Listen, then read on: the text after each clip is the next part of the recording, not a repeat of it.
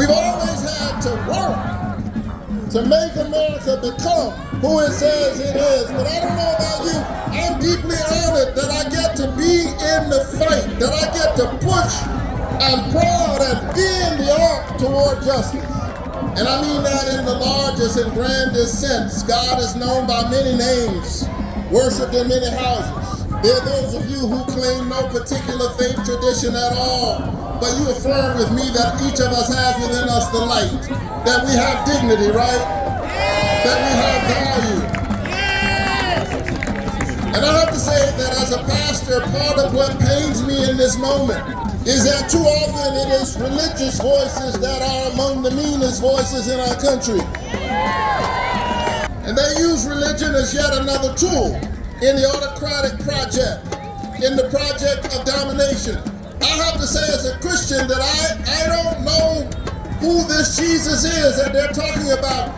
Me neither! I've read the Gospels my whole life. I do not recognize this racist, sexist, homophobic Jesus who hates the poor man who rose up and said, I came to preach good news to the poor and to open the eyes of the blind and set the captives free, is a victim of identity theft. And I refuse to give in, because this idea of having a human king, of arrogating to a human being the things that do not belong to human beings that belong to God, is for me a spiritual project when I affirm the dignity of all human beings. And so all of that came into clear focus for me this week as I was engaged, and I remain engaged in a fight. On the one hand, we're dealing with Donald Trump's version of ICE. And on the other hand, we're dealing with the so-called SAVE Act.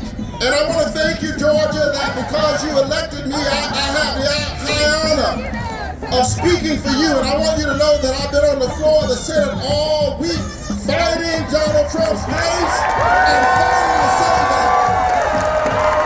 I went to Minneapolis a few weeks ago. I know I represent the people of Georgia. I'm clear about who I represent. But Dr. King told us that injustice anywhere is a threat to justice everywhere. And so I had to go to Minneapolis, because what they were practicing there, they intend to export it all over our country. While I was in Minneapolis, I stood where Renee Good lost her life. I stood where Alex Preddy was executed on film. And because all of these things are ultimately connected, I stood where George Floyd met the same fate. When I came back from Minneapolis, having stood on what I call holy ground consecrated by the blood of Alex Preddy and the blood of Renee Good and the blood of so many, I came back and I was very clear about one thing. I will not vote to give ICE another single dime until they fix this situation. So we got back and we said to our Republican friends, we understand what Homeland Security is about. The Coast Guard is under Homeland Security. FEMA is under Homeland Security. All of these things are under Homeland Security. We're ready to fund what is necessary. But you've already given ICE $75 billion. Let me put that in perspective for you, my beloved. When they gave ICE $75 billion with a B, in the one big ugly bill, they made ICE bigger than the Marines. They made ICE bigger than the Marines. They made ICE bigger than all the other federal law enforcement entities combined. ICE is bigger than the FBI, the ATF, the DEA, the U.S. Marshal Services combined. And I'm afraid that a wannabe king who is busy building himself and his billionaires a ballroom intends to use ICE as his own private army to do his bidding to make him king, but he is not a king. This is our land. This belongs to we the people.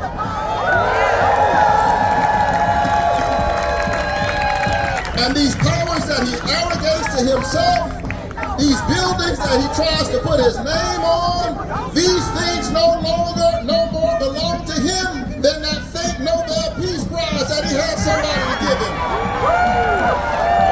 ICE has to behave like all of our other police departments are demanded to behave. Then they came with the SAVE Act. The SAVE Act is not about saving our democracy, it's about saving their power at all costs.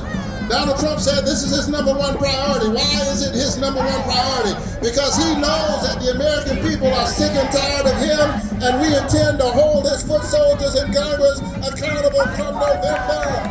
And so I stood up, and we stood up this week, and we said no SAVE Act. This is about voter suppression.